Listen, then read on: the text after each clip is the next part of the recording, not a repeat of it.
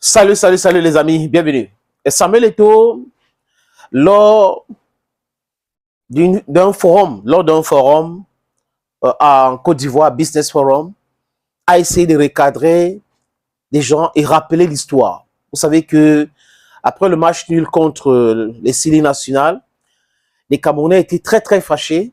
Ils ont appelé à la FECAFOOT de démettre Rigobert Besson de ses fonctions. Et d'autres ont même fait des vidéos pour accuser Samuel Eto'o fils d'être responsable de cet échec. Pour eux, c'est l'échec. Mais si vous regardez leur vie, ils échouent tous les jours. Et ils ne veulent pas qu'on les porte critique.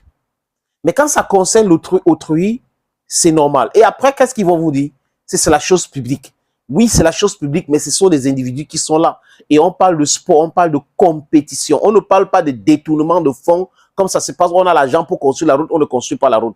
On a l'argent pour les plateaux techniques dans les hôpitaux, on ne les achète pas. On a l'argent pour payer les enseignants. OTS, on a trop souffert. On ne les paye pas parce que certains individus préfèrent donner cet argent-là à leurs frais de village pour des business obscurs. Vous comprenez un peu les amis? Où on a un président qui narque les gens matin, midi, soir, qui trouve les complots partout, les apprentis sorciers ici, après reconnaître qu'il y a un problème. C'est un peu ça le Cameroun. Maintenant les amis, quand j'ai fini de dire ça, il fait bien de préciser, c'est très important ce que Samuel Eto'o a dit, concernant l'histoire même des CAN et comment le Cameroun a gagné les CAN. Et ce qui s'était passé lors de nos premières rencontres de poule.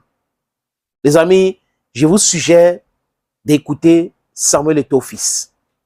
Les Lions indomptables, à titre de rappel, ont disputé la finale de la Coupe d'Afrique des Nations à 7 reprises, avec 5 victoires. 1984, Ouais. 1988, 2000, j'étais là.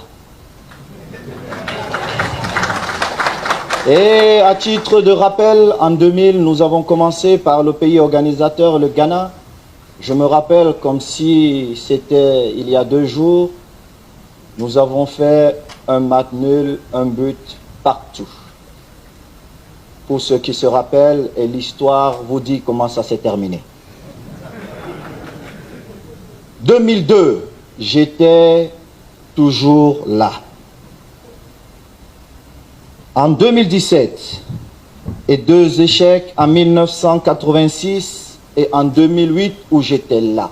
Mais pour ceux qui se souviennent ici aussi, face à l'Égypte où j'avais marqué 2 buts, mais nous avons perdu 4-2, nous avons terminé en finale. Je ferai une pause dans mon discours pour dire, je comprends les frustrations des uns et des autres, mais le temps de bilan viendra, chers compatriotes. Ce que je sais, la compétition, elle n'est pas comme elle commence, elle est comme elle doit se terminer. Nous aurons le temps tous de faire le bilan. Alors, gardons nos émotions. Voilà, les déclarations de Samuel Eto'o fils. Vous avez bien compris les amis, c'est vrai.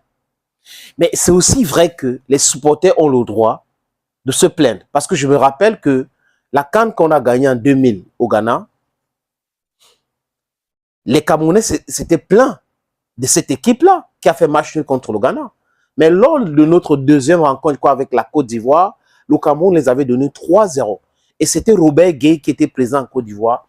Il était tellement courroucé qu'il avait sanctionné les éléphants de la Côte d'Ivoire.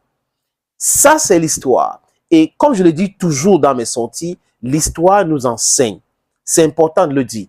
À travers l'histoire, on peut connaître le présent et savoir ce qui peut se passer dans l'avenir, dans le futur. On projette. On a fait match nul ici, on a fait match nul là-bas, même au Gabon en 2017. Après, on a remporté le trophée. C'est vrai.